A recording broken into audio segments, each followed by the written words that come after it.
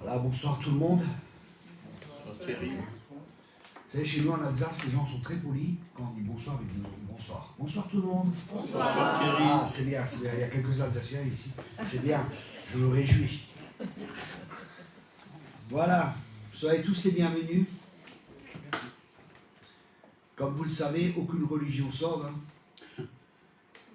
Vous savez, ni le catholicisme, ni le protestantisme, ni le pentecôtisme, ni toutes les religions qui existent. Il n'y a aucune religion qui sauve. Hein. C'est Jésus-Christ qui sauve.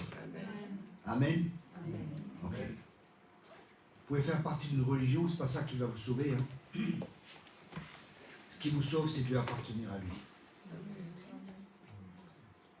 Voilà, vous avez aimé Fabien? Oui. C'est bien, hein? Merci beaucoup. Merci Fabien. Merci Fabien. Ah, tu restes ici tout le temps? Parce que j'aime bien voir les gens, moi. C'est pas que t'es pas beau, mais... J'aime bien voir les gens, tu sais. Ah, merci, t'es gentil. Voilà. Voilà. C'est bien. Voilà, donc si vous aimez bien Fabien, hein, on a un CD qui s'appelle P, c'est un CD instrumental, il y a une forte onction. Et en même temps, il y a un enseignement de Thierry Kopp. C'est un gars. Et qui enseigne justement sur comment faire ce qu'on appelle du soaking, c'est-à-dire être dans la présence de Dieu, absorber, être rempli de la présence de Dieu. Donc c'est un enseignement et en même temps un CD ou un de Fabrice, son premier CD. Je vous encourage à le prendre. Fabien, pas Fabrice. Comment? Fabrice, t'as dit? Non, Fabien. J'y peux rien si vous entendez mal, madame. C'est Fabien. Voilà. Ça, c'est le CD. Et j'ai des livres des fois qui me touchent. Bien sûr, les miens, ils me touchent, ils sont très bien. Hein. Je connais l'auteur. C'est le Saint-Esprit. Ok. Du moins, je l'espère.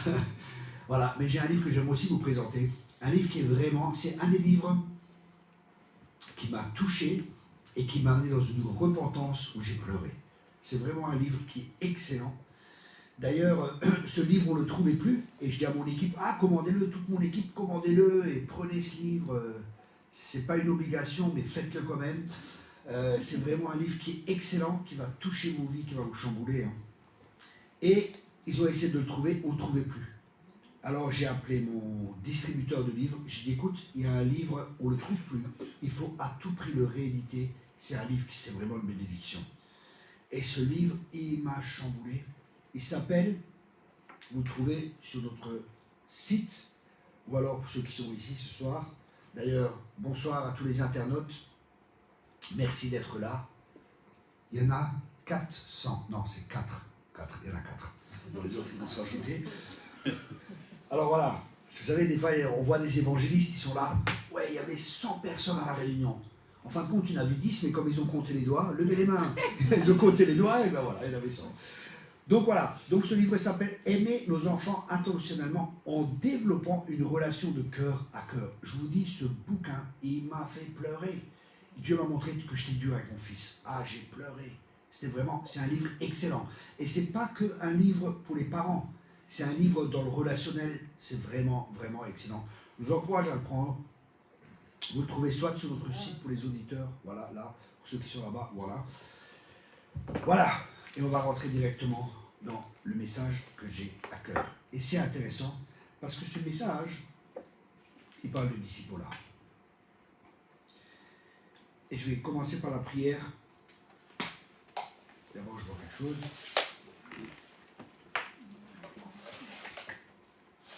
Qui n'était pas là cet après-midi? Ok, vous étiez? Non, c'est bon. Quel canaille celui-là. Voilà, merci Seigneur. Merci Seigneur pour ta présence.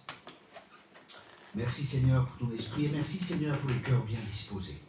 Seigneur, je prie que les cœurs soient bien disposés pour recevoir ce soir ta parole. Et je prie vraiment que ta parole porte du fruit ce soir, 30, 60, 100 fois. Et vraiment que l'onction de ton esprit soit là et atteste les paroles, que les forteresses soient abattues, que les raisonnements soient renversés et que ta parole soit comme un marteau qui brise le roc ce soir. Et en même temps aussi qu'il y ait la douceur de l'Esprit de Dieu que les cœurs puissent être guéris et restaurés dans le nom puissant de Jésus. Alléluia. La Bible dit que celui qui se glorifie pas de sa force, ni de ses richesses, et ainsi de suite, mais que celui qui se glorifie de me connaître. Waouh! Waouh! Et je ne sais pas si vous vous rendez compte, mais quand ça fait des années qu'on est chrétien, hein, moi, ça fait déjà plusieurs décennies, je marche avec Dieu et des fois c'est comme, c'est peut-être pas le bon mot, mais des fois il y a comme une familiarité qui s'installe et on n'est plus conscient du privilège qu'on a de pouvoir être enfant de Dieu. Quel privilège d'être enfant de Dieu et quel privilège d'avoir une relation avec ce Dieu tout-puissant. Vous savez, des fois, on n'a pas vraiment une conscience de qui est Dieu. Quoi. Vous savez, dernièrement, non, il y a un an peut-être de ça, j'étais dehors chez moi et il faisait nuit. Je m'étais levé et je suis sorti. Et je regarde les étoiles. Et d'un coup, waouh! C'est comme une révélation. Dieu est si grand et pourtant il pense à moi. Waouh! Et Dieu est si grand. J'ai vraiment vu juste en contemplant le ciel, waouh! Dieu est si grand. Et je ne sais pas si des fois on est conscient de la grandeur de Dieu, combien Dieu est grand. Quoi. Il n'a pas de commencement, il n'a pas de fin. Waouh! Comment Dieu est grand. Quoi. Et comment il pense à nous. C'est fou, non? Non? Si. Ben oui. On n'arrive pas à comprendre Dieu tellement qu'il est grand. Quoi. Et je crois que le fait de comprendre de nouveau cela, ça va amener notre cœur dans une attitude d'adoration. Et je crois que c'est vraiment important. Je crois que c'est une des clés pour ce que Dieu fait dans la fin des temps. Parce que le Dieu restaure la tente de David dans la fin des temps. Je ne vais pas partager là-dessus, mais c'est vraiment un message qui est important. Je crois que la guerre spirituelle va augmenter comme elle n'a jamais eu lieu sur la terre. Ça va être... Il y aura beaucoup de ténèbres. Mais quand il y a beaucoup de ténèbres, un peu de lumière fait toute la différence. Et il y aura beaucoup de lumière. Je crois que c'est Ésaïe 61. Les ténèbres recouvrent la terre, mais sur toi, la gloire de l'Éternel va se lever. Lève-toi et brille. Dieu veut qu'on se lève et qu'on brille. Amen. Et c'est un temps où l'Église va se lever comme jamais elle s'est levée. Et quand je dis l'Église, ce n'est pas toute l'Église. C'est une partie de l'Église. C'est pas que Dieu n'aime pas les autres. Hein. Mais il y a Josué et Caleb qui sont dans la terre promise. Dieu voulait que tous y rentrent. C'est pas que Dieu n'aime pas tout le monde. Dieu aime tout le monde. Mais parce qu'ils étaient animés d'un autre esprit. Parce qu'ils avaient une autre mentalité. Parce qu'ils avaient une autre conception. Parce qu'ils faisaient plus confiance à Dieu que les circonstances. Ils faisaient plus confiance à la parole de Dieu que ce que leur disaient leurs 5 sens. Et ils n'étaient pas sous l'influence de l'esprit de ce monde. Parce que l'esprit de ce monde, les gens, ils avaient peur. Les gens avaient peur d'Israël, parce qu'ils savaient que Dieu était avec eux. Donc il y avait un esprit de peur qui était là. Et la peur, ça c'est un signe de la fin des temps. La Bible a dit, il y aura des guerres, il y aura des tremblements de terre, il y aura toutes ces choses. Mais ne craignez pas, levez la tête. Donc on ne doit pas être influencé par l'esprit qu'il y a dans ce monde. Et c'est un esprit de peur. Hein. On voit les gens, ils ont peur d'attraper le Covid, ils ont peur que la Russie fasse la guerre à l'Europe, et ainsi de suite, et ainsi de suite. Et les gens ont peur. Mais la Bible a dit, n'ayez pas peur, ne craignez pas.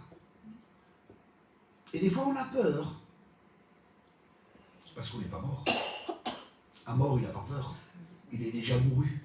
Un mort est mort. Un mort est mort, il n'a plus peur de mourir. Vous comprenez? Et ça montre que des fois on n'est pas mort dans certains domaines de notre vie. Et je crois que l'église de la fin des temps, ça sera une église forte. Je suis nouveau dans le prophétique, hein, c'est pas un message qui est prévu, hein, mais c'est vraiment important. Elle sera une église qui sera forte. Et pourquoi est-ce qu'elle sera forte? Parce que Daniel dit, ils seront forts parce qu'ils connaissent leur Dieu. Amen. Waouh! Parce qu'ils connaissent leur Dieu. Notre force vient de notre connaissance de Dieu. Ce n'est pas une connaissance intellectuelle dont je parle, c'est une connaissance qui vient à cœur avec Dieu. C'est une connaissance qui vient par expérience. C'est parce qu'on expérimente Dieu, c'est parce qu'on expérimente des choses avec Dieu, et en expérimentant des choses avec Dieu, on découvre à chaque fois quelque chose de nouveau de la part de Dieu. Vous savez, les problèmes, ce n'est pas quelque chose de négatif. Les problèmes, c'est positif.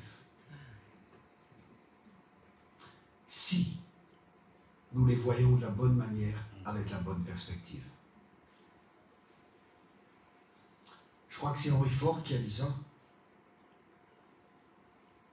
Chaque échec qu'il a eu, en fin de compte, ça l'a aidé à réfléchir pour mieux faire la prochaine fois. Vous savez, ceux qui sont des vainqueurs, le lion est appelé le roi des animaux. Et je ne sais pas combien de fois, statistiquement, il n'attrape pas sa proie. Mais vous savez pourquoi qu'il est le roi des animaux? Parce qu'il n'abandonne pas. N'abandonne jamais. N'abandonne jamais. N'importe les problèmes, n'importe les difficultés, n'importe ce qu'il y a contre toi, si Dieu est avec toi, qui peut être contre toi? Si Dieu est avec toi, tu fais partie de l'équipe des vainqueurs. Oh oh. Amen. Ok, c'est bien. Vous savez, c'est une génération qui va se lever avec le même esprit que David. David, les batailles qu'il a gagnées, la bataille qu'il a gagnée contre Goliath, c'était une bataille qui était à la vue de tout le monde. Mais avant de gagner cette bataille, il avait gagné des batailles où personne ne voyait, où il y avait lui et Dieu. Il a gagné des batailles dans la prière. Il a gagné des batailles dans l'adoration. Il a gagné des batailles dans la louange. Il a gagné des batailles... Tu peux jouer un peu, s'il te plaît? Merci. Il a gagné des batailles dans le combat spirituel, où il était seul avec Dieu. Il n'y avait pas de spectateurs qui étaient là. Vous savez, des gens qui ont des grandes victoires, qui ont des fortes onctions, où il y a vraiment quelque chose que Dieu utilise puissamment. Ce n'est pas des gens qui ont eu ça là où tout le monde voit. C'est des gens qui ont un cœur à cœur avec Dieu. C'est des gens qui ont une intimité avec le Seigneur. Je ne connais aucun homme de Dieu qui a de l'influence, mais vraiment de l'influence, hein, pas de l'influence humaine, qui a vraiment de l'influence dans les lieux célestes et qui est connu. Vous savez, il y a des gens qui sont peut-être connus dans le monde chrétien, mais qui ne sont pas forcément connus dans les cieux. Vous savez, dans les cieux, on ne peut pas faire... les démons nous connaissent, et Dieu nous connaît. Vous savez, il y a un exemple dans la Bible où il dit, oui, Paul, les gars, ils voulaient faire les marioles, là. Ils voulaient chasser les démons. Et alors, qu'est-ce qu'ils disent, les démons? Ouais, Paul, on connaît, mais vous, on ne vous connaît pas, et ils les ont brossés, quoi. Avec le monde spirituel, on ne peut pas jouer. Ils savent exactement combien de Christ il y a en chacun de nous. Quelle mesure, quelle stature de Christ qu'il y a en chaque personne. À l'église, on peut faire beaucoup de choses qui peuvent être pour l'apparence. C'est ce que faisaient les pharisiens aussi, pour l'apparence. Il y a beaucoup de choses qui sont là, qui sont faites, mais Dieu est en train de nettoyer son air, parce qu'il a son van à la main et il nettoie son air. C'est ce que Dieu fait actuellement. Et nettoyer son air, qu'est-ce que ça signifie? Ça signifie que Dieu est en train de préparer son peuple. Dieu est en train de faire un travail au plus profond de nous. Il est en train de faire un travail pour séparer l'âme de l'esprit. Et cette séparation de l'âme de l'esprit, c'est les pensées, c'est les émotions, mais c'est aussi les motivations profondes qui sont en nous. La motivation peut-être d'être vu, la motivation peut-être pour un ministère de faire de l'argent, la motivation pour un ministère peut-être d'être connu, la motivation d'avoir l'acceptation des gens. Qu'est-ce que j'en sais, ce qu'il peut y avoir dans nos cœurs tordus des fois, et qu'on n'est même pas conscient. Et Dieu est en train de remonter ces choses à la surface. Dieu est en train de faire remonter toutes ces choses. Parce que nous sommes dans un temps de préparation. Dieu est en train de préparer son Église pour la gloire qui va venir. Et cette gloire, il n'y a pas tout le monde qui va la voir et la porter.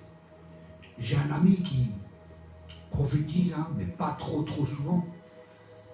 Ils m'ont partagé, on dit, qu'est-ce que tu as reçu du Seigneur et tout ça. Il m'a dit, tu sais, je me promenais, d'un seul coup j'ai vu le trône de Dieu ouvert, et Dieu m'a dit, ma gloire va venir. Mais ce ne sera pas pour tout le monde. sera pour ceux qui se laissent préparer. Waouh! Est-ce qu'on se laisse préparer dans ces temps? Nous sommes encore dans le temps de préparation avant la manifestation de la gloire de Dieu. Mais en même temps, les ténèbres vont augmenter. En même temps, ça va. Vous savez, on n'a pas besoin d'être prophète. Hein. Même les gens du monde, ils le voient. Hein. Les problèmes qu'il y a partout. La guerre. Qui pensait qu'en 2022, il y aurait une guerre en Europe? Qui pensait qu'il y aurait ça avec le Covid? Qui c'est qui pensait ça? Qui pensait ça, franchement? Et Dieu m'a donné une parole à l'époque. Et je ne comprenais pas bien. J'ai dit à un ami, écoute, Dieu m'a parlé. Je sais même, vous pouvez voir, hein, c'est sur Internet, vous pouvez voir les différentes prophéties que j'ai données. Ça se réalise, tout s'est réalisé. Hein.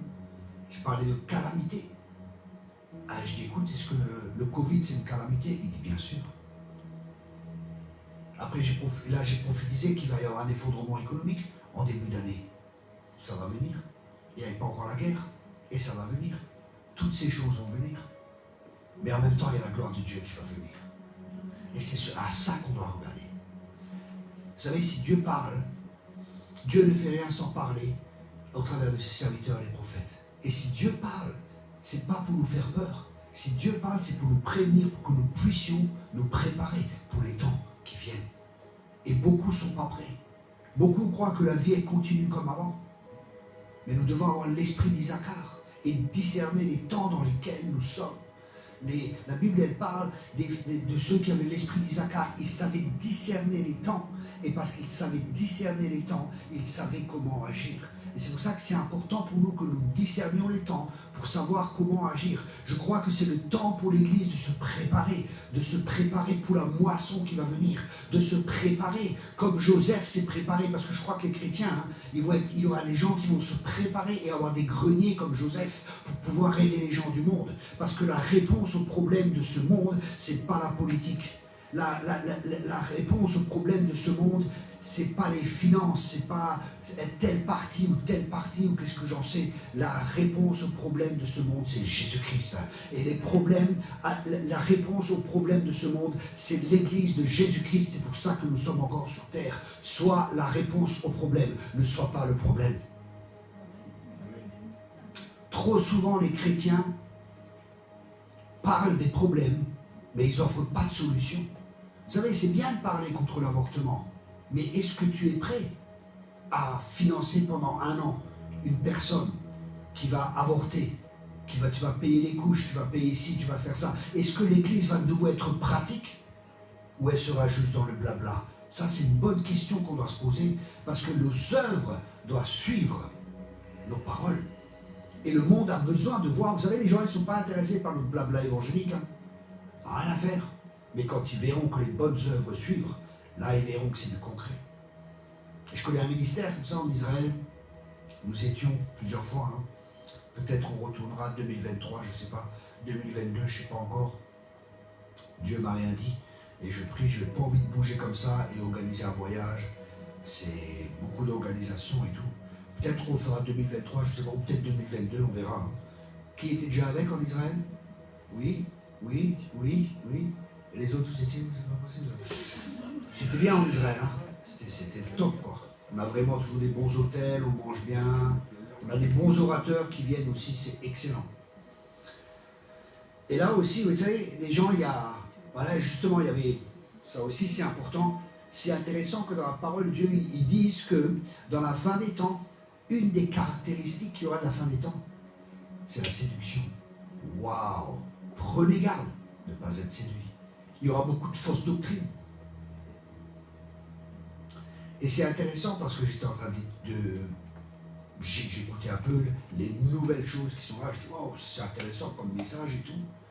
Je dis, c'est intéressant. Et il y a une doctrine qui s'appelle Victorious Eschatology, l'eschatologie victorieuse, qui disent que tout ira mieux dans la fin des temps. Non, mais les gars, ils fument quoi? Franchement, ils ont fumé la moquette, là. Même, on voit naturellement, ça va pas mieux, quoi. Si, ça va aller de mieux en mieux et tout. Et les gars, ils sont là-dedans à fond. Je dis, ok, Seigneur, parle-moi. Vous savez, c'est bien quand le Seigneur parle. Et c'est la bonne source, quoi. Hein. Donc, soyez branchés à la bonne source. Soyez pas branchés à la mauvaise source. Parce que quand on est branché à la bonne source, on est sûr que le courant, il passe, quoi. Et c'est du bon courant, c'est pas... C'est quelque chose de bon.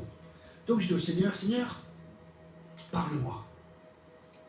Et vous savez, des fois, Dieu, il parle courtement. Mais celui qui a les oreilles, il sait entendre. Et Dieu m'a dit un mot. Et vous savez ce que c'est ce mot? Israël. Je dis, waouh, Israël. Et qu'est-ce qu'a dit la Bible? Il y aura une persécution. La Bible a dit d'abord, est-ce qu'un pays peut naître en un jour?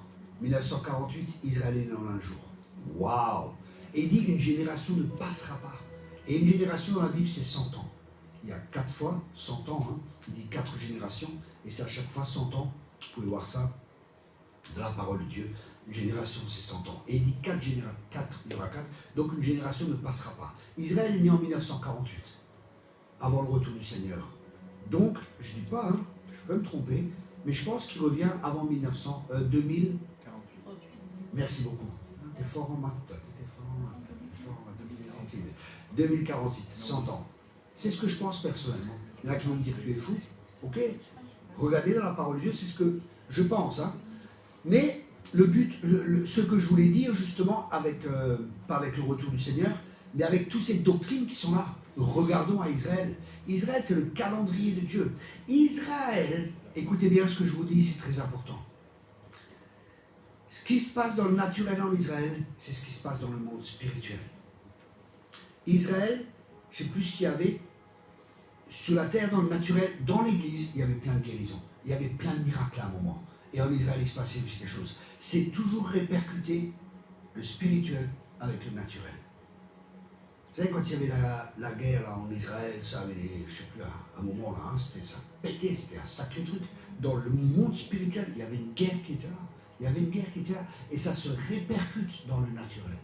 Et nous devons avoir des yeux pour voir, et des oreilles pour comprendre, et des cœurs qui comprennent, des oreilles qui entendent, des yeux qui voient, et des cœurs qui comprennent ces choses-là. Parce qu'on est le peuple de Dieu. La Bible a dit qu'on a une intelligence supérieure, on peut accéder à la sagesse, comme Daniel, ils avaient une intelligence supérieure. Pourquoi? Pas parce qu'on est super, parce qu'on a l'Esprit de Dieu, et parce qu'on a la parole de Dieu, qui nous fait comprendre des choses. Vous savez, j'ai vu des gens très intelligents, mais en fin de compte, Dieu dit qu'ils sont stupides. Parce que l'insensé dit dans son cœur, il n'y a pas de Dieu. Et c'est des gens qui sont très intelligents, mais ils disent non, Dieu. C'est des insensés pour Dieu. Mais c'est un peuple qui sera intelligent et qui brillera à la fin des temps, parce qu'ils connaissent leur Dieu. Et ils ont l'intelligence des temps. Ils savent discerner les temps. Et je vous encourage à développer une relation avec Dieu, une relation personnelle avec Dieu. Vous savez, et parler aussi d'Israël. Parce que Dieu m'a dit, la persécution va venir. Et vous savez, je ne suis pas quelqu'un qui dit Dieu m'a dit quand Dieu ne m'a pas dit. Quand je dis Dieu m'a dit, c'est que Dieu m'a dit. Je suis 100% sûr que Dieu m'a dit. Je suis prudent, mais quand je sais que c'est Dieu, je sais que c'est Dieu.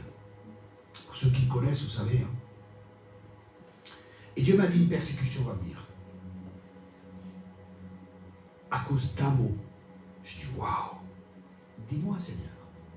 Et ça m'a dit le mot, écoutez bien. Et ça ne peut pas venir de ma tête, de mon intelligence. Il m'a dit le mot, c'est tolérance. Je dis, waouh, les gens vont dire qu'on n'est pas tolérant. On n'accepte pas l'homosexualité. On accepte les homosexuels. Hein. On les aime. C'est encore plus qu'accepter. On aime les homosexuels, mais on n'aime pas l'homosexualité. L'avortement. Tout ça, c'est des causes qui sont légitimes, que les lois disent c'est bien, le mal sera appelé bien et le bien sera appelé mal. Et là, on doit vraiment discerner. Et j'ai prophétisé aussi que des lois allaient venir, que des lois qu'on allait être persécutés à cause de lois qui vont venir. Des lois qui vont venir vis-à-vis des associations, tout ça. Tout ça, ça va venir dans les temps qui viennent. Ça va s'intensifier. Et nous, en tant que chrétiens, on doit se préparer à ces choses-là. Mais on ne doit pas avoir peur. Dieu va nous guider, Dieu va nous parler, Dieu va nous conduire. Et beaucoup de chrétiens, ils achètent des terrains, ils achètent des fermes, ils essaient d'être comment ça s'appelle? Autogestionnaire? Autonome, voilà. Autonome. Beaucoup de chrétiens se préparent à des choses comme ça. Beaucoup de chrétiens. Alors que ce n'est pas des messages qu'on entend. Pourquoi? Parce que Dieu est en train de prévenir son peuple. Les gens qui ne sont pas en contact ensemble. Dieu est en train de prévenir là-bas, Dieu est en train de prévenir là-bas. Dieu parle. Vous savez, quand Dieu parle, il ne parle pas à travers un prophète. Quand Dieu parle, il parle toujours à travers plusieurs personnes. C'est pour ça, s'il y en a un qui dit oui, Dieu a parlé ici et ça, c'est confirmé que ce soit soumis au prophète. Et quand Dieu parle, il parle toujours à plusieurs, il ne parle pas juste à une personne. Et on doit se préparer. Parce que nous sommes dans des temps où il y a une accélération qui est en train de se faire. Une accélération, c'est comme les camps de contraction. La femme, vous savez, quand elle est enceinte, quand elle va accoucher, vers la fin, les contractions se rapprochent de plus en plus. Et nous sommes dans ces temps. Et c'est pour ça que c'est important d'être un disciple et de faire des disciples.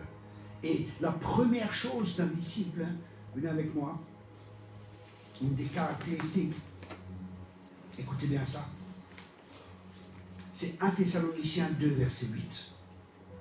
Et c'est l'apôtre Paul qui parle. Ah, c'est fort, quand je lis Paul, waouh, c'est fort.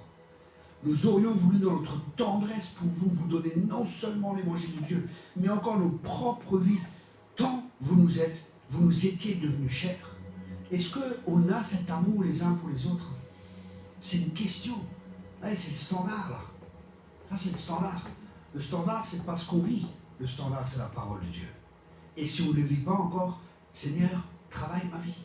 Et là, vous voyez, donner nos vies, c'est ça, aimer son prochain. Et c'est pour ça qu'on a besoin de formation. Qu'est-ce que c'est que la formation? La formation, c'est donner une forme particulière. C'est façonner. C'est dans une idée de création, de faire apparaître. C'est de s'instruire. Et le disciple va être instruit par Dieu. Il va être créé. Il va être façonné à l'image de Jésus-Christ. Dieu va lui donner une forme particulière, un peu comme le potier sur son tour qui va décider de le former de son vase. Plusieurs fois, j'ai proposé sur des personnes, je dis, reste sur le tour du potier. Reste sur le tour. Les gens, ils voulaient partir. Je disais, non, reste sur le tour. Et des fois, c'est pas facile. Parce qu'on est sur le tour et Dieu est en train de nous former, il est en train de nous façonner. Et il y a des difficultés, des problèmes qui sont là. Et Dieu utilise cela. Les problèmes sont positifs. Parce que quand il y a des problèmes, pourquoi est-ce que c'est positif les problèmes? Ça, c'est bien que vous ayez posé cette question. Très, très bien, très bien. Très bien. Pourquoi c'est positif? Parce que les problèmes amènent une pression. Et la pression révèle toujours ce qu'il y a à l'intérieur. Est-ce qu'il y a du jus de citron qui sort? Non. Ou il y a de la mandarine qui sort, jus de mandarine qui sort. Qu'est-ce qui sort quand il y a la pression? C'est dans les épreuves qu'on fait ses preuves. Et dans chaque épreuve, Dieu a toujours un objectif. Dieu utilise cela. Il poursuit un objectif dans ses épreuves. Par exemple, vous n'avez pas de finances. Vous avez des problèmes dans les finances. Quel est l'objectif que Dieu poursuit en utilisant ça? Je ne dis pas que c'est Dieu qui fait cela, hein. Comprenez bien. Mais Dieu utilise, parce que toute chose concourt au bien de ceux qui aiment Dieu si nous avons la bonne attitude. Qu'est-ce que je veux dire par là? Vous avez par exemple des problèmes dans les finances. Dieu veut vous apprendre qu'il est Jéhovah Jireh. Dieu veut vous apprendre qu'il est celui qui pourvoit à tous vos besoins avec richesse et gloire. Peut-être si vous tombez malade, Dieu veut vous apprendre qu'il est celui qui vous guérit de toute maladie. Vous comprenez? À chaque fois, Dieu utilise ce que l'ennemi fait, Dieu l'utilise pour se glorifier. Et nous devons voir les choses prophétiquement dans la fin des temps. Comme David. David, il dit à Goliath, je te couperai la tête. Mais il n'avait pas d'épée. Qu'est-ce que ça signifie? Il a pris l'épée de Goliath et il a coupé la tête à Goliath. Et c'était un jour, Dieu m'a donné révélation sur ça. Il m'a dit, tu vois, chaque arme que l'ennemi utilise contre toi, si tu réagis de la bonne manière, ça se retournera contre lui. Tout ce que l'ennemi fait contre toi, ça se retournera contre lui. Si l'ennemi vient par un chemin, il devra fuir par ce chemin. Amen.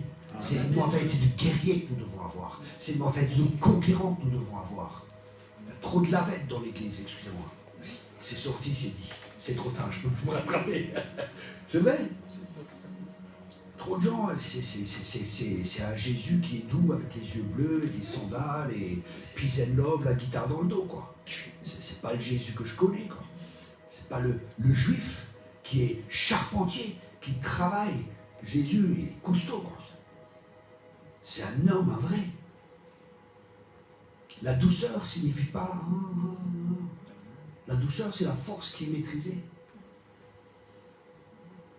C'est pas parce qu'il est doux qu'il n'est pas fort. Jésus était quelqu'un de très, très, très fort.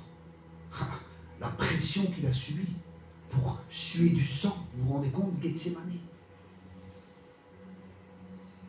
Et ça, c'est l'Église que Dieu prépare dans la fin des temps. C'est des gens comme David, les adorateurs, les gens qui comprennent le combat spirituel, les gens qui comprennent qu'on est dans une guerre. Oh frère, tu ne peux pas parler de guerre. Et je parle de guerre spirituelle. Parce que le combat qu'on a, ce n'est pas contre la chair et le sang. C'est un combat spirituel. Et le diable, il ne rigole pas. C'est un combat invisible, mais c'est un combat réel. Le diable, il ne rigole pas. Hein. Combien de divorces il y a dans les églises? J'ai même vu des enfants de chrétiens qui se suicident. Combien de gens quittent le Seigneur? C'est une vraie guerre. Combien de pasteurs tombent dans le péché? Les serviteurs de Dieu. Combien? Soyons conscients de cela. Les temps ne seront plus jamais comme ils étaient.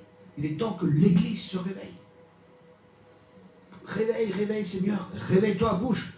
Dieu bouge avec ceux qui bougent. Arrêtons de trouver des excuses. Levons-nous pour notre Dieu. Dieu est avec nous. Quittons la religiosité. Secouons la poussière, la passivité. Dieu fera, Dieu fera, Dieu fera. Oui, Dieu va faire. Vous savez, beaucoup de gens s'attendent à Dieu, mais bien souvent, Dieu s'attend à ce que nous bougions nous.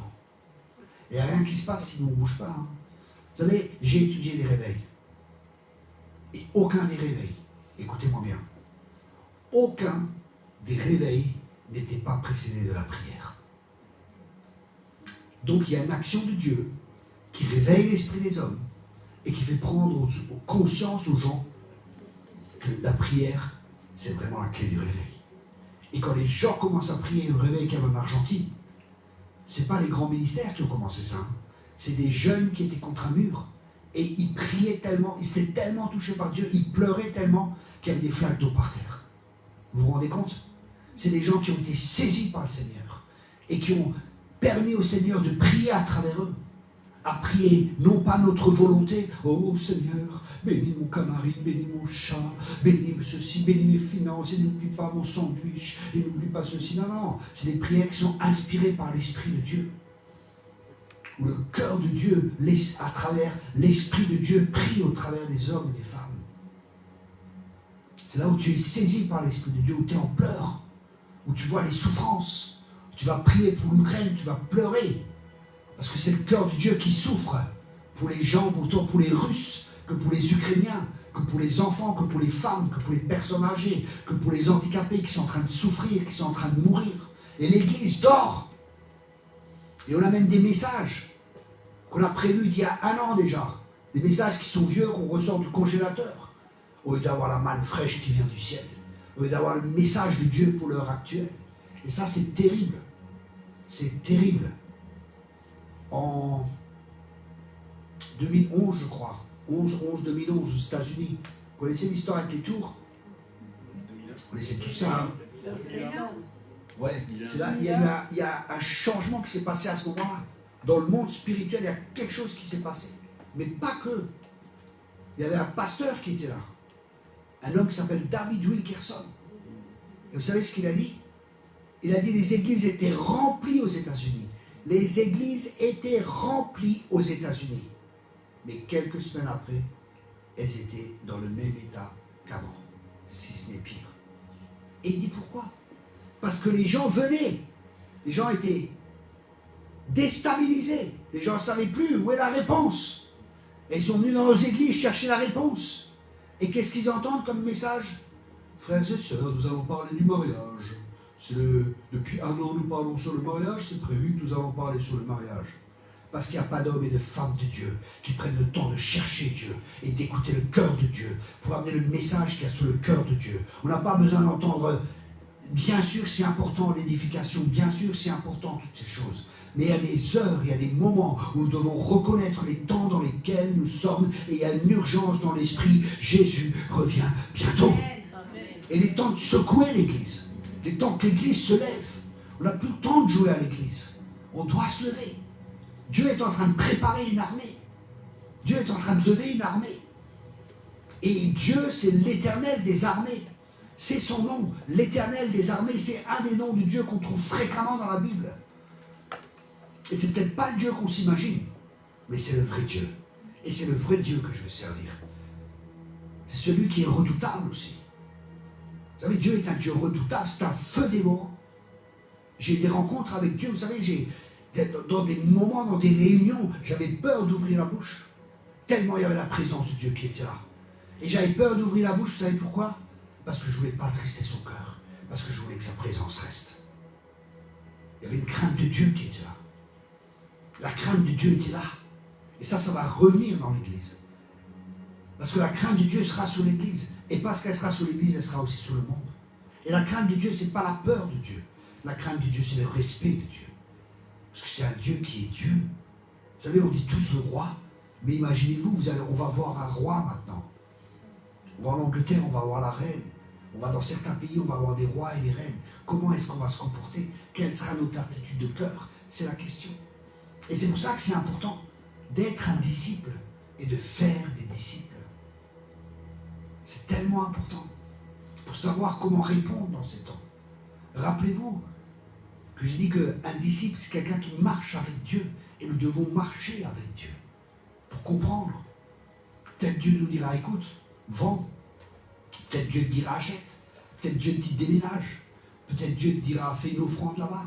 Peut-être Dieu te dira ça. Et peut-être ça va sauver des milliers de vies. Peut-être ça va sauver plein de vies. Peut-être ça va sauver ta propre vie.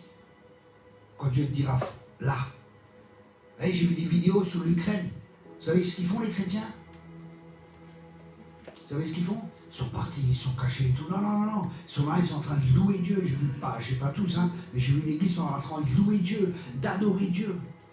Parce qu'ils comprennent que c'est un combat spirituel, qu'il y a une guerre spirituelle et que le combat, il se gagne d'abord dans les cieux avant de gagner sur la terre. Et on ne doit pas plier le genou. Notre combat est un combat spirituel. Et l'église, c'est le gouvernement de Dieu sur cette terre. Le mot ecclésia, qui est le mot pour l'église, c'était les gens qui prenaient les décisions pour les villes. Et la Bible nous dit de chercher le bien pour la ville. Parce que nous avons reçu l'autorité sous la puissance de l'ennemi. Et pour marcher sous la puissance de l'ennemi, et rien ne pourra nous nuire. On doit comprendre qu'on a l'autorité. On n'est pas des musulmans. Les musulmans sont fatalistes, Inch'Allah, si Dieu veut. Et beaucoup de chrétiens ont cette mentalité, si Dieu veut, il fera un jour. Dieu veut que tout le monde soit sauvé. Dieu veut que tout le monde parle de la connaissance de la vérité. Dieu veut que les gens soient guéris. Dieu veut que les gens soient libérés. Dieu veut que tu prospères à tous égards, comme prospère l'état de ton âme, et que tu sois en bonne santé. Dieu veut te bénir, et il t'a béni, pour que tu puisses être béni, déjà une fois, mais en plus pour que tu puisses être une bénédiction pour les autres. Vous savez, si j'ai rien, je ne peux rien donner. C'est aussi simple que ça. Mais il y en a, ils sont tellement égoïstes. Oh, si j'ai juste assez pour moi, ça suffit. Espèce d'égoïste. Tu penses qu'à toi. Comment aider les gens en Ukraine? Comment aider maintenant? Comment aider les chrétiens là? Comment aider les gens? Même pas les chrétiens, tout le monde. Comment? Comment est-ce qu'on va aider? Avec des finances? Mais comment on va faire? Qu'est-ce qu'on va faire avec? Là, j'ai lu un reportage encore. Des gens envoient des habits. Et vous savez ce qui se passe? Ils ont tellement d'habits qu'ils sont en train de pourrir. Parce qu'il y a tellement d'habits qui sont là. Ils n'ont pas besoin d'habits. Ils ont besoin de notre amour, un sacrifice peut-être. Moi, j'ai réfléchi, j'ai prié, je dis Seigneur, je dois aller là-bas. Si Dieu veut que j'y aille, j'ai pas de problème. J'ai pas eu de direction. On a aidé financièrement, Dieu nous a guidés différemment. Mais comment, qu'est-ce qu'on doit faire? Quelle est la réponse? Parce que nous sommes, vous savez, les gens, ils ne vont pas voir Dieu. Ils ne vont pas voir Dieu, les gens, ils ne vont jamais lire la Bible. Mais toi et moi, nous sommes des lettres vivantes. Et les gens, ils doivent voir Christ en nous, l'espérance de la gloire. Les gens, ils ont besoin de réponses. Et toi et moi, nous sommes la réponse. Nous ne sommes pas le problème, nous sommes la réponse au problème de ce monde. Amen. Amen. Ah, quand même, il y a quelques chrétiens dans la salle, ça me rassure. Jesus. Aimer notre prochain. Oui, mais c'est qui mon prochain? Oh, le gars, il est là. Le lévite, il arrive. Oh, il faut que je fasse des sacrifices, il faut que je fasse ça. Le gars, il est en train de crever, quoi. L'autre, il est là, il a oh, chakalababa, zigalaba, le responsable de louange, il passe, le gars est en train de nourrir le bon samaritain. Oh, rikibi, shikula, baba, baba, oh, la baba, shaba. Et qu'est-ce qui arrive? Il y a un samaritain qui est là, et il l'aide, même pas un juif, même pas un gars du peuple de Dieu, il l'aide. Et nous, qu'est-ce qu'on fait? Et c'est pas une critique, c'est pas un jugement, vous ne vous sentez pas accusé. Si le Saint-Esprit vous reprend, c'est bien. C'est pour qu'on puisse changer. Pour qu'on puisse changer notre manière de voir l'Église. On est la réponse à ce monde. L'Église est la lumière. L'Église est le sel de la terre. L'Église est le pilier de la vérité. Mais si dans l'Église, là, je faisais partie, j'ai entendu que je faisais partie d'un mouvement à un moment. Et là, j'étais dans un certain pays. Et le pasteur, il me dit, oui, dans ce mouvement, il y a un groupe qui marie les homosexuels et tout. Je dis, ah bon? Et il me dit, ouais. Et justement, ce groupement, ils disent, oui, nous, on ne le fait pas. On n'est pas d'accord, mais on tolère. Mais qu'est-ce que tu vas tolérer que Dieu ne tolère pas? S'il n'y a plus de vérité, s'il n'y a plus de parole, oui, mais il faut être gentil, il faut s'adapter, il faut ceci. Mais regardez Jésus, quoi. Regardez les apôtres. On vous a dit de prêcher au nom de Jésus. Qu'est-ce que vous guérissez les malades? Qu'est-ce que vous guérissez un malade le jour du sabbat? Ça aussi, il y aura une confrontation avec les religieux et les gens qui vont vraiment marcher par l'esprit. Il y aura une confrontation qui va venir. C'est normal. C'est pas que le monde qui va des fois être contre nous, ou certaines personnes du monde. C'est surtout des gens dans nos propres rangs, les religieux qui vont être là, comme pour Jésus, les pharisiens qui étaient là. Et pourquoi? Parce que c'est un esprit qui les animait, et c'est un esprit de mort. Et là aussi, on doit apprendre à les aimer, et on doit prier pour eux, parce que c'est nos frères et c'est nos sœurs. Et ça, c'est un processus dans lequel Dieu veut nous amener, pour que Christ soit formé en nous. Ça, c'est le but de Dieu.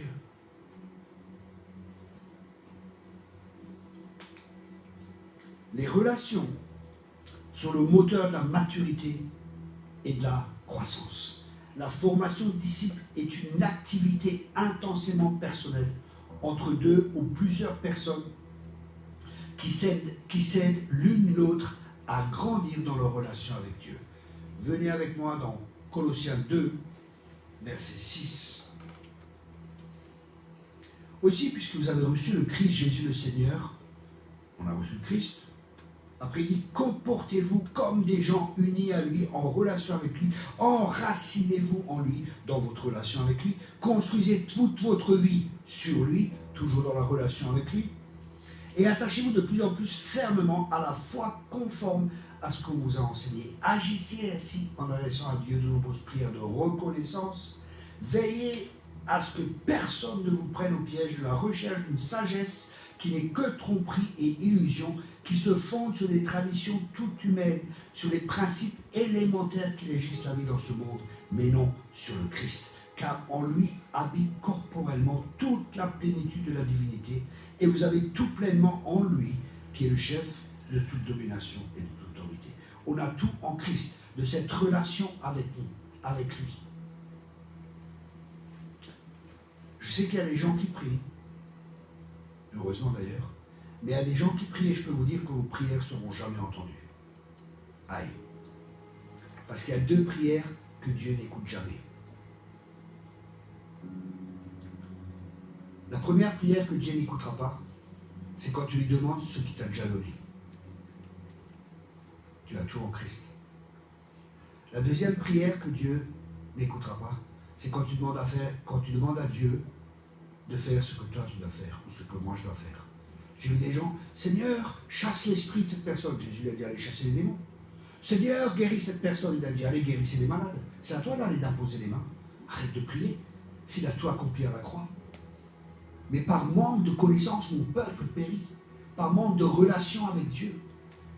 Et pas juste de relation avec Dieu, par manque d'expérience. Vous savez, parce qu'il y a des gens, c'est bien de parler, mais montre-moi les fruits. Vous savez, les gens, ils viennent, oh, Thierry, ceci, cela, ok. Oui, il y a des gens qui viennent me parler. Un chrétien n'a pas de démon, et c'est ça, toute leur théologie, ils viennent.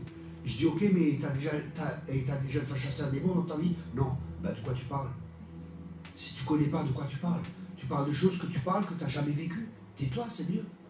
Allez, chasser les démons, il a dit Jésus, non? C'est un commandement. Enfin, pour moi, un commandement, ça veut dire un ordre. Non?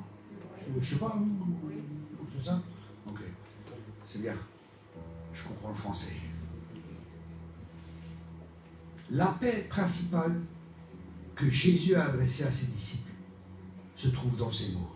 Matthieu 11, verset 28. Venez à moi. Venez à moi. et après, suivez-moi. Et comprenez bien que suivre Jésus, c'est pas que Jésus marche devant, c'est le Christ qui est en toi. Parce que là, il parle à ses disciples qui n'étaient pas encore nés de nouveau. Et lui n'était pas encore ressuscité. Donc, ne vous imaginez pas que Jésus il marche devant vous et vous le suivez. Non, Christ, il est en nous. Et on doit apprendre à être dirigé par lui en nous. Christ en nous, l'espérance de la gloire. Amen. Et la révélation de Jésus avec ses disciples a précédé la mission qu'il leur a confiée. La relation, c'est le plus important. C'est la valeur la plus importante dans le royaume de Dieu. J'ai un ami, il m'a dit, Dieu lui a parlé, il m'a dit, Dieu lui a dit, la valeur la plus importante dans les cieux, c'est la relation. Waouh! Vous imaginez le Père, le Fils, le Saint-Esprit, la relation qu'ils ont. Et la relation que Dieu aimerait que l'Église ait, qu'on soit un cœur, une âme. Waouh! Tous ensemble. Waouh! Et c'est là que Dieu déverse sa bénédiction. Et c'est là que l'huile coule sur la barbe d'Aaron. Et pour ça, on doit être des disciples. Et la formation du disciple est une relation avant d'être une action ou une mission. Chaque chrétien devrait être un disciple et à mettre dans le contexte de ses relations chrétiennes. Alléluia.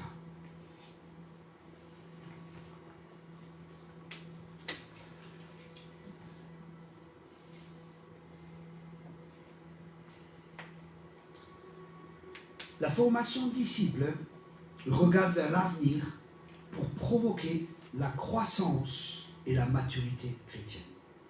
La formation de disciple, ça regarde vers l'avenir. On doit apprendre à voir les gens par l'esprit. On doit apprendre à voir le potentiel des gens et libérer le potentiel des gens. Est-ce que les gens vont faire des erreurs? J'en ai fait plein. Est-ce que Dieu m'a mis de côté pour ça? Non. Vous savez,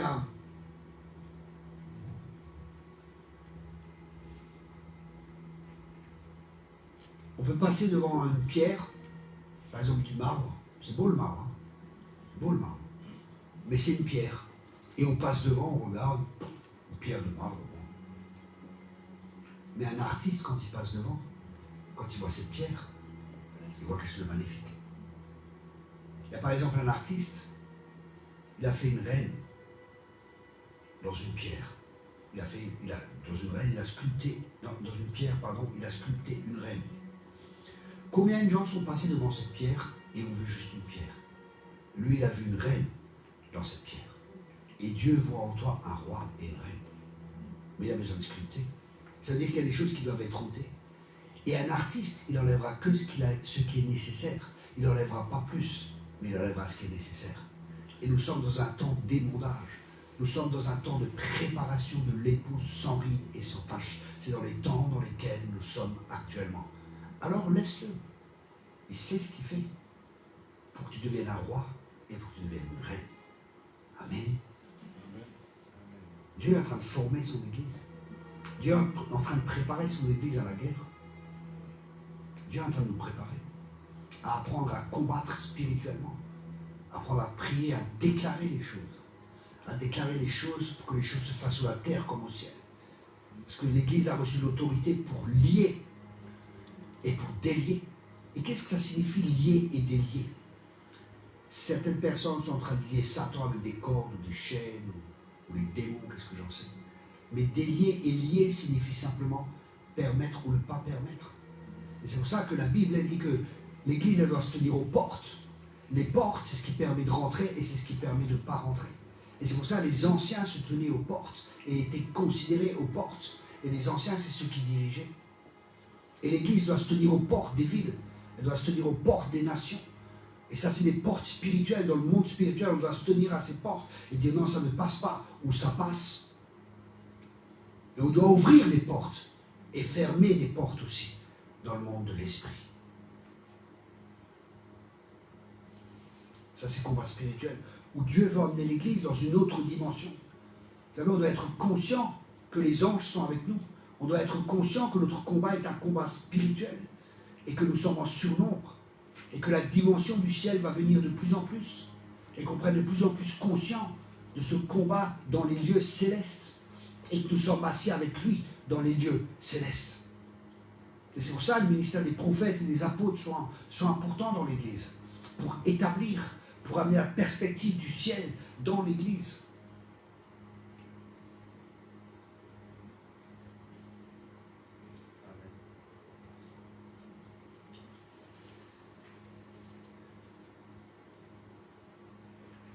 Et être un disciple, c'est avoir un équilibre spirituel, moral et humain. La formation de disciple regarde vers l'avenir pour provoquer la croissance et la maturité des chrétiens. À l'inverse, la relation d'aide regarde en arrière pour corriger les problèmes et les zones de faiblesse. Et être un disciple, comme j'ai dit, c'est le mot mathétès, c'est tellement important. Tellement important. Et j'ai vu que un des problèmes principaux, et c'est intéressant parce que quand j'étudiais l'Épître aux Romains, j'ai vraiment une révélation comment Romains, Éphésiens, différents épîtres, mais surtout Romains, Dieu m'a donné vraiment une révélation comment l'apôtre Paul travaillait. Et l'apôtre Paul, il a dit, comme un sage architecte, j'ai posé des fondements. Waouh! Ça veut dire qu'il doit y avoir des fondements qui doivent être posés avant de pouvoir construire dessus. Et le fondement, bien sûr, c'est Christ. Mais il faut poser sagement le fondement. Et c'est intéressant quand on observe, quand on lit l'Épître aux Romains, il commence par notre état de pécheur. Et après, il commence par qui nous sommes en Christ. La transformation, le changement. Et après, il dit comment vivre par l'esprit, comment renouveler notre intelligence. Mais qu'est-ce qu'il fait? D'abord, il établit notre identité. Qu'est-ce que ça signifie? Avant de faire, il faut comprendre qui nous sommes. C'est l'être qui prédomine sur le faire. Parce que nous sommes, nous faisons. C'est pour ça que c'est important. L'apôtre, il comprend comment Dieu travaille et il va établir des fondements comme un sage architecte. Il va établir des fondements dans la vie des gens pour que les différents ministères, après, puissent construire l'évangéliste, ceci, cela. Et je disais cet après-midi, ça me revient, hein, vous savez, je suis connecté avec cet après-midi encore et demain. Et cet après-midi, j'avais dit, on m'avait invité à un séminaire avec 400 personnes, hein, des jeunes et tout. Et je dis, ok, je viens, mais à une condition, c'est que j'ai la liberté de faire ce que l'esprit me met à cœur de faire. Sinon, je n'ai pas. Vous savez, les gens, ils veulent des fois vous mettre dans une boîte et faut faire ça, faut dire ça, faut. Un jour, il y a un pasteur qui m'invite. Il dit, oui, tu parles sous la dîme et sur l'offrande. Je dis, il n'avait pas envie d'en parler, il trouve le boy de service, quoi, qui va faire le sale boulot. Je dis, écoute, je vais prier. Et je priais. Le Seigneur me dit, dis au pasteur qu'il n'aura plus de problème d'argent. S'il partage la vision que je lui ai donnée, il n'aura plus de problème d'argent. Parce que les gens vont prendre cette vision pour eux. Il me dit, waouh, t'es sage. Je dis, non, je ne suis pas sage, c'est Dieu qui m'a dit ça, je te répète simplement. C'est pas ma sagesse à moi. Vous voyez, c'est aussi simple que ça. Je reviens après. Vous êtes dans le film, on revient, on rebobine, on vient en arrière. À cet après-midi, je dis, voilà, je t'ai invité, plein de jeunes et tout. Et je dis, écoutez, je viens, mais à une condition, c'est que j'ai la liberté de dire et de faire ce que l'esprit me dit de faire. Parce que je sais que c'est des fois, c'est des gens assez carrés, des mouvements assez carrés, cravate, si et ça, enfin, j'ai rien contre, hein. Costume 3 pièces, salle de bain, enfin, voilà. Costume 3 pièces, cravate, ils font comme ça, les gens ils sont tous raides et tout, pas de liberté, hein, rien.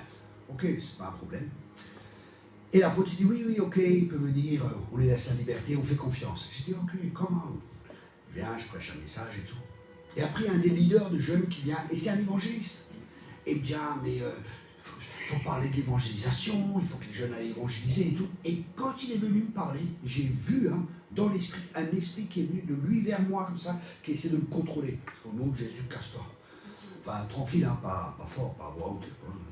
Chakama, dégage. Et en fin de compte, qu'est-ce qui se passe? C'était pas une mauvaise intention. C'était pas son cœur qui est mauvais. Parce qu'il a une passion pour sauver les âmes. Et une passion pour sauver les âmes, c'est bien. Mais je lui ai dit, écoute, je sens que Dieu me demande de parler sur le Père. Et c'est ce que je vais faire. Je ne vais pas faire ce que tu vas me dire, parce que je demande à l'apôtre si j'ai la liberté. Donc déjà, je ne vais pas faire ce que tu vas me dire. Et je comprends ton cœur, tu as un bon cœur, tu veux que des âmes soient sauvées. Mais Dieu, il n'envoie pas les blessés au combat. Tous ces gens, ils ont besoin de guérison. Ils ont besoin de rencontrer le Père. Ils ont besoin d'être établis dans l'amour de Dieu. Parce que ça, c'est un fondement de connaître le Père. Jésus est venu pour nous révéler le Père. Est-ce que tu connais le Père? Parce que dans les temps difficiles, connaître le Père, c'est avoir des repères. Mais ne pas connaître le Père, c'est ne pas avoir de repères. Et c'est pour ça que c'est tellement important de connaître le Père, d'être enraciné en lui, d'être enraciné dans l'amour de Dieu. La Bible a dit, soyez enracinés dans l'amour. Et quand tu es enraciné dans le Père, tu sais que Dieu est ton Père. Tu sais que Dieu va pouvoir à tous tes besoins. Tu sais que tu es plus orphelin. Tu sais que tu n'as plus besoin de faire avec tes propres forces, avec tes propres capacités. Tu sais que Dieu est bon. Tu sais que Dieu est pour toi. Et si Dieu est pour toi, qui va être contre toi? Vous savez, je suis parti dans des pays. Je suis parti en Algérie, je suis parti dans d'autres pays. Il y a de la persécution des chrétiens. Les gens me disaient, mais t'as pas peur ici et ça? Mais qu'est-ce que j'ai à avoir peur? T'as pas à avoir peur. L'endroit le plus sûr au monde, c'est d'être dans la volonté de Dieu. Quand le Père t'envoie quelque part, t'as pas à avoir peur. Même s'il te coupe la tête, t'es 20 cm plus petit, c'est pas grave. Mais tu sais où tu passes l'éternité. On n'a pas à avoir peur. Amen. On n'a pas à avoir peur. Si tu meurs, c'est triste pour ceux qui restent. Mais toi, t'es à la meilleure place, non? Je veux te voir, Jésus.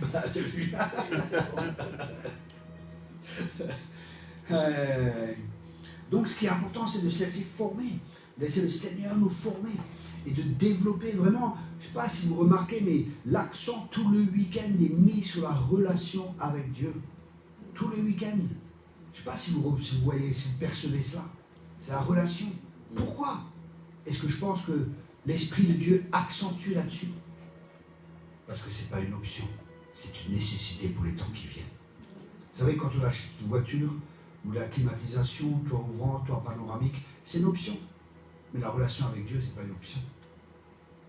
Dans les temps qui viennent, quelle est ta relation avec Dieu? Est-ce que Dieu t'a parlé aujourd'hui? Est-ce que Dieu t'a parlé cette semaine? Je parle de relation, hein. Je ne parle pas d'une religion. Je parle vraiment d'un cœur à cœur avec Dieu. Dieu veut à cœur avec toi parce qu'il t'aime. Je répète cela. Dieu veut un cœur à cœur avec toi parce qu'il t'aime. Pas par obligation. Ah, il faut de nouveau que je prie. Ah, il faut de nouveau que j'aille avec ma femme. Hein? C'est ça? Non? Ah, il faut que j'aille de nouveau avec mon mari. C'est comme ça dans un couple normal? C'est comme ça dans une relation normale? Ah, le mari regarde sa femme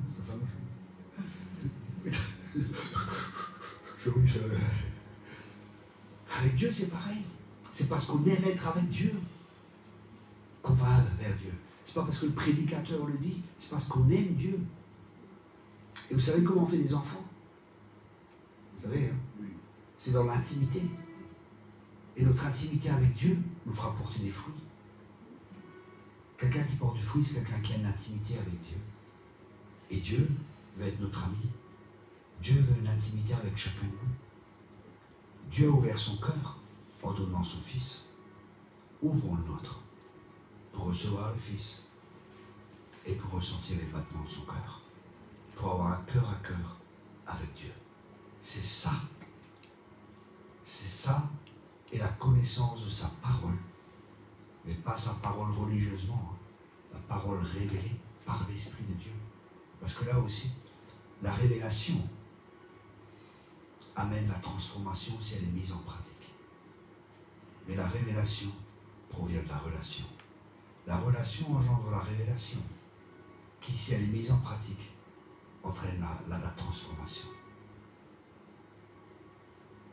Et la relation, c'est la communication. Et ça vient du Sion. Non, je fais des vers sans en avoir l'air. Mais la communication, c'est la relation. Et quand on a cette relation avec Dieu, on reçoit des révélations. Et on a besoin de révélations dans les temps dans lesquels nous sommes. Seigneur, qu'est-ce que je dois faire? Seigneur, où je dois aller?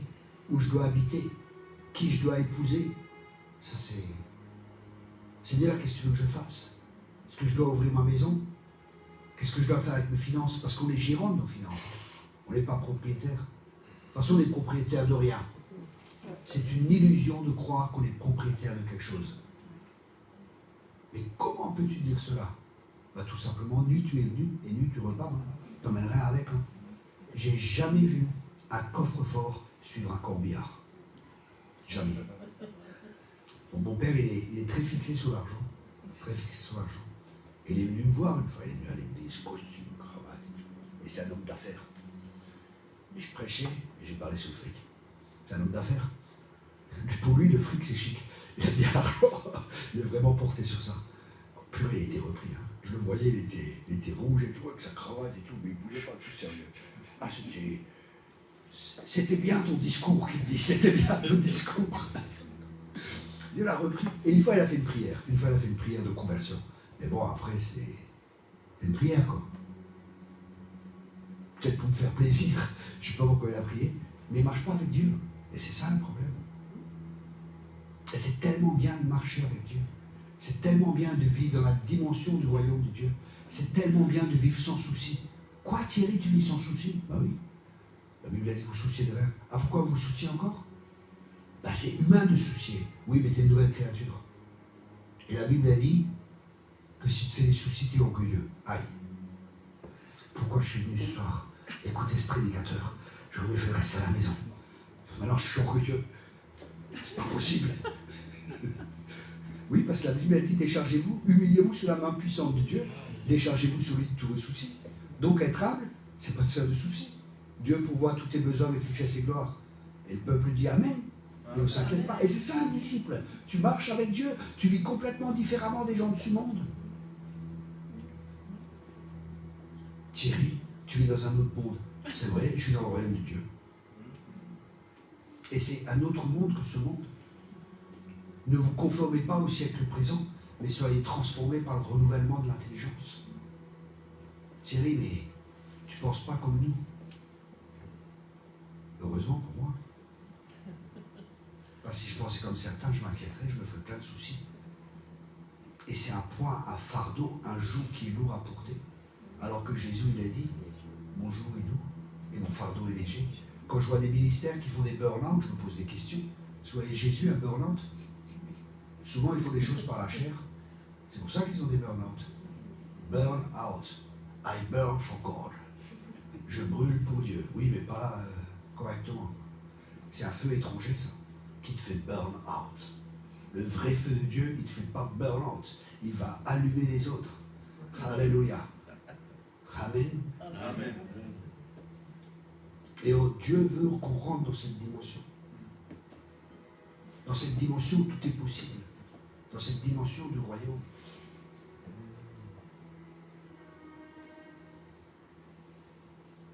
Pendant que je parle, je vois plusieurs personnes et je vois vraiment comme de la poussière sur vous. Et je pense que c'est les choses du passé, c'est beaucoup de soucis qui sont là. Plusieurs personnes ici. Et je vois même des personnes avec des sacs à dos. Vous avez des sacs à dos sur vous. Et les sacs à dos, ils sont noirs.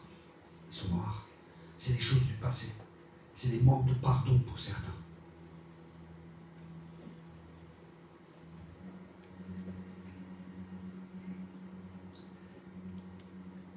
Il y en a qui se soucient pour leurs enfants aussi. Plusieurs personnes se soucient pour leurs enfants. Ceux qui se soucient pour vos enfants, s'il vous plaît, levez-vous.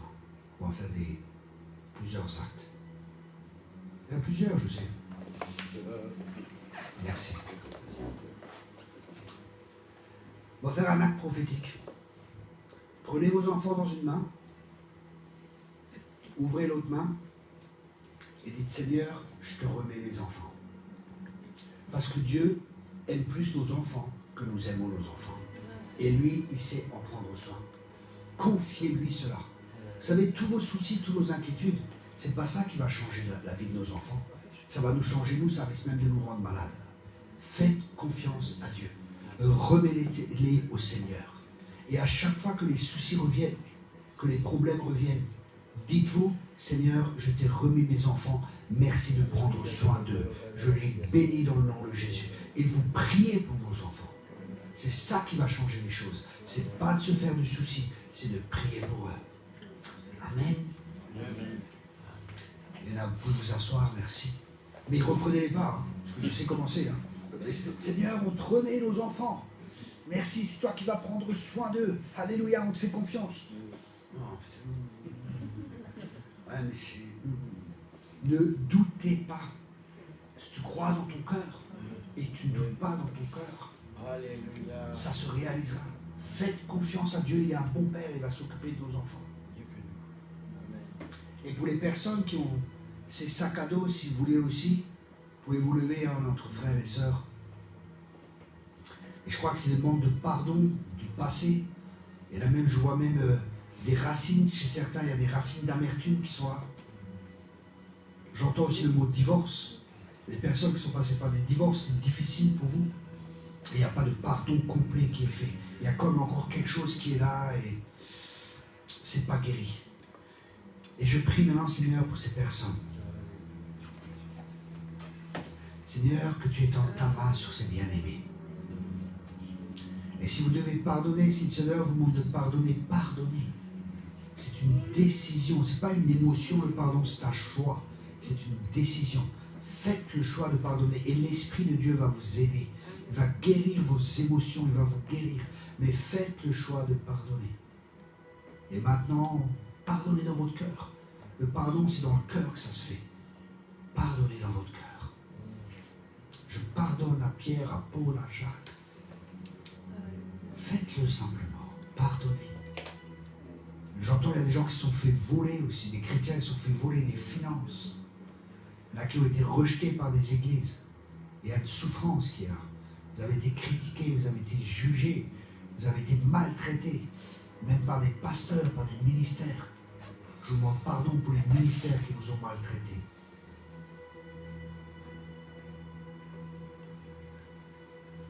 Que l'Esprit de Dieu, viens Esprit de Dieu, touche ces bien-aimés.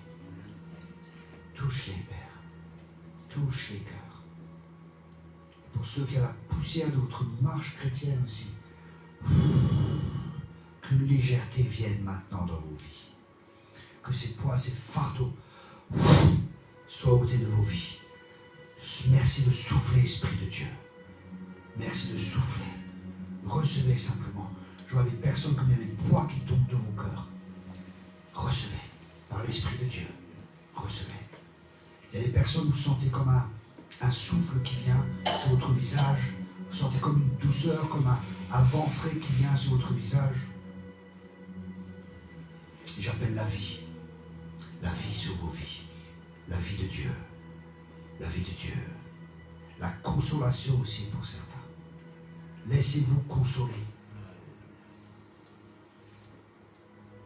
Le père de Joseph ne voulait pas se laisser consoler. Et l'Esprit de Dieu est le consolateur. Laisse-toi consoler, mon frère, ma soeur. Laisse l'Esprit de Dieu consoler ton cœur. Parce qu'il est celui qui console les cœurs.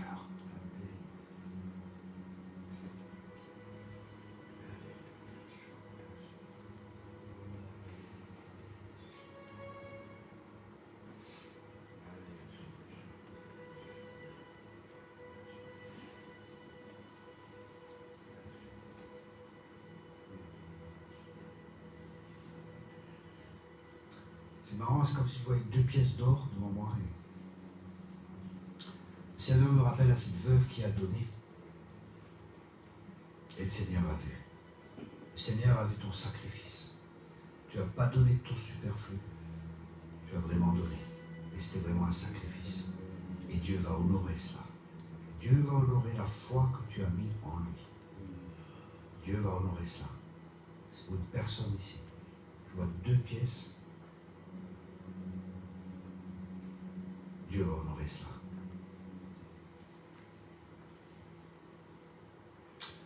Je vois une personne aussi qui a un problème dans une jambe. Enfin, j'entends le mot, je vois une jambe. Peut-être c'est les deux, mais c'est une jambe en tout cas. Est-ce qu'il y a quelqu'un ici qui a un problème avec une jambe? Levez-vous. Je vais prier pour vous. Merci Seigneur. Je vois notamment la jambe gauche. Je ressens même des douleurs dans cette jambe. Sois guéri maintenant dans le nom de Jésus. Soyez guéris. Que vos corps s'alignent avec Ésaïe 53. Par ces meurtrissures, nous avons été guéris. Dans le nom de Jésus. Et maintenant, commencez à bouger votre jambe. Et s'il y a quelque chose que vous ne pouviez pas faire, J'entends, c'est comme si une personne, si c'est la circulation du sang, c'est un problème avec la circulation du sang, soyez guéris maintenant, dans le nom de Jésus. Faites quelque chose que vous ne pouviez pas faire. Jésus l'a dit, étends ta main, il devait toujours faire un geste. Faites quelque chose pour activer votre guérison et en signe de foi aussi vis-à-vis de Dieu. Faites ce que vous ne pouviez pas faire. Faites ce que vous ne pouvez pas faire. J'entends aussi une personne a un œil. Il y a un problème avec un œil. Une personne a un problème avec un œil. C'est vous aussi?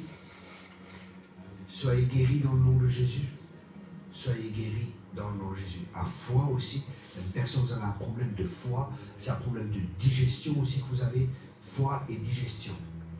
Qui est cette personne? Foie et digestion.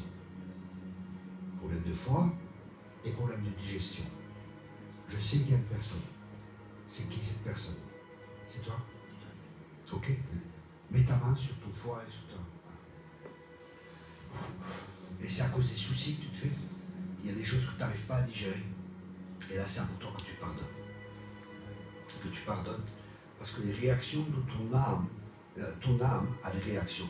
Bien-aimé, je souhaite que tu prospères à tous égards et que tu sois en bonne santé comme prospère l'état de ton âme. On voit que l'âme est en relation avec le corps. C'est ce que les médecins appellent la maladie psychosomatique. L'âme avec le corps. Soma, c'est le corps. Psycho, c'est le psychique, c'est l'âme.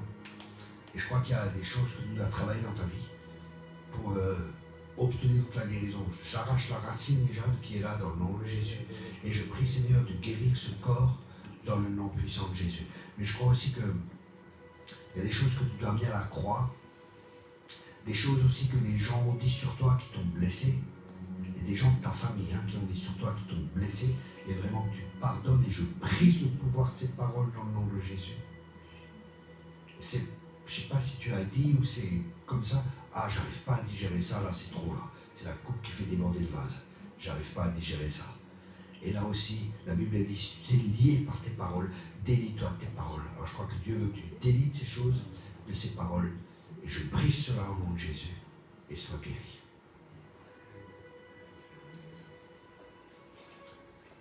Aussi des problèmes de sel, soyez guéris dans le nom de Jésus. Les problèmes de sel, soient guéris au nom de Jésus. Au nom de Jésus. Il y a une personne, vous avez des problèmes de dos, parce qu'il y a une jambe qui est plus courte. C'est qui cette personne qui a des problèmes de dos? C'est toi aussi?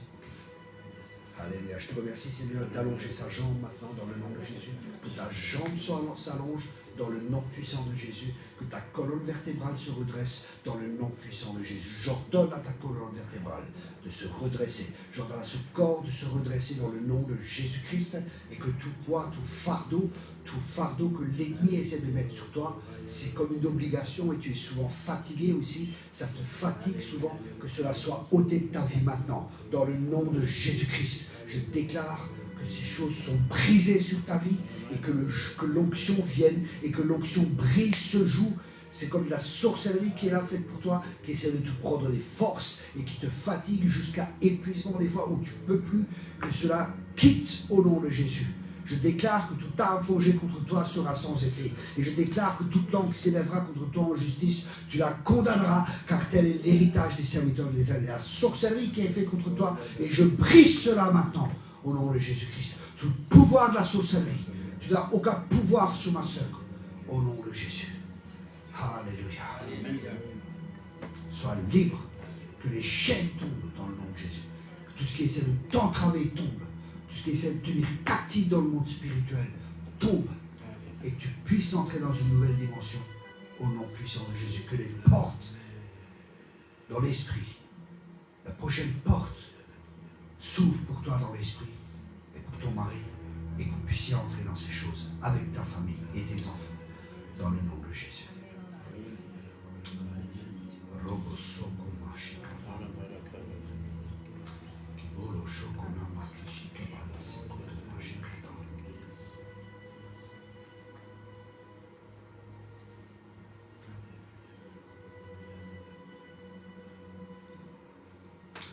J'ai à cœur aussi comme des tensions des fois dans les couples.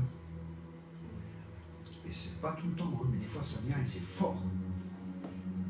Et c'est vraiment l'ennemi qui attaque. C'est le moment où vous n'y attendez pas et l'ennemi attaque. Et c'est des tensions, c'est difficile.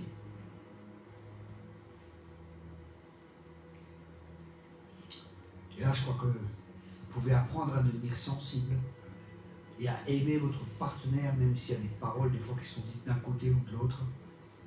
Et c'est comme si ces esprits sont là pour envenimer, pour mettre encore plus de zizanie, encore plus de division. Et vraiment, je crois que l'Esprit de Dieu veut que vous appreniez aussi à combattre dans ce domaine. Et à être alerte, à discerner.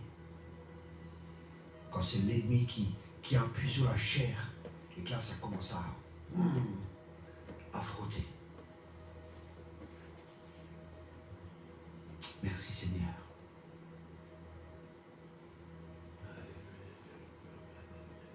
Est-ce qu'il y a quelqu'un ici qui a une entreprise? Ok. Quelqu'un d'autre? Vous avez aussi d'autres personnes en public, il y a 3 personnes. Si jamais vous avez une entreprise dans le public, il y a une personne ici, je vais prier pour. Mais s'il y a quelqu'un encore dans le public, cette parole est pour vous aussi.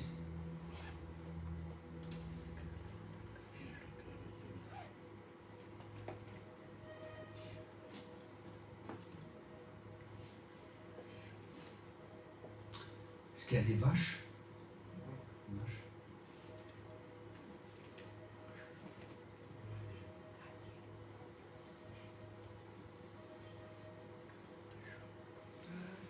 Peut-être si la personne est là et vous regardez, peut-être c'est pour vous.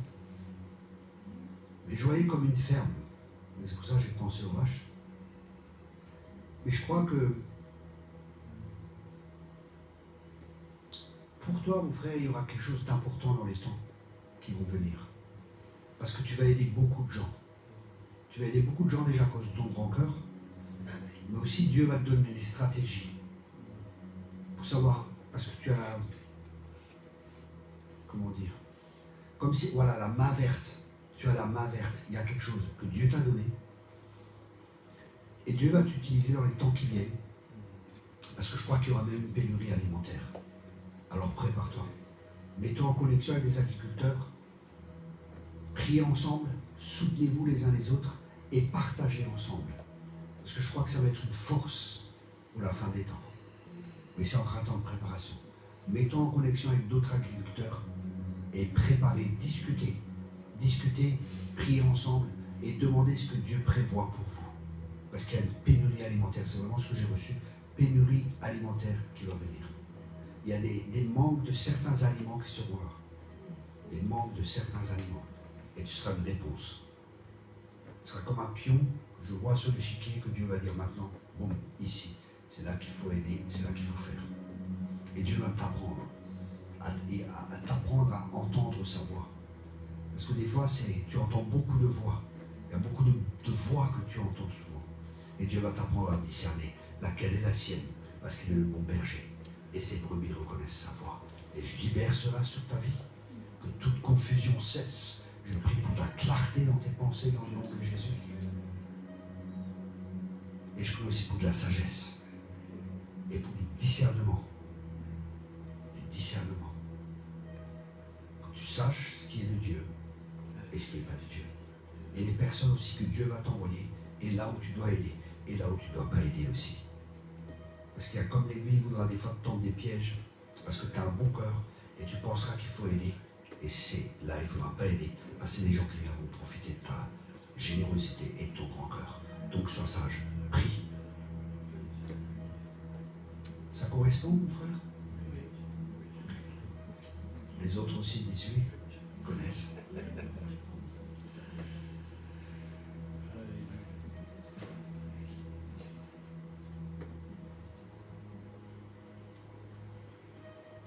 Merci Seigneur pour ce soir, pour ce que tu as fait.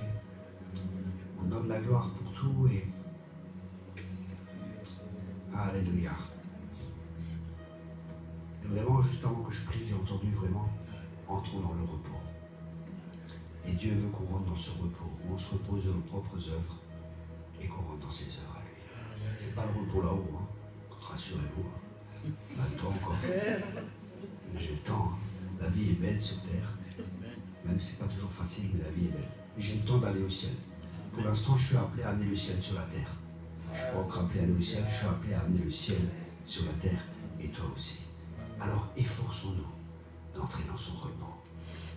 Alléluia. C'est des fois un effort de décharger de nos soucis, de dire non, je ne me soucie pas, non, je te fais confiance. Et quand ça revient, non, je ne décharge jamais, je reste dans ce repos, je reste dans la paix de Dieu, je m'efforce à rester dans cette paix et dans ce repos. Et je vous bénis avec la paix de Dieu. Je vous bénis avec le repos de Dieu. Je vous bénis avec le shalom de Dieu. Alléluia.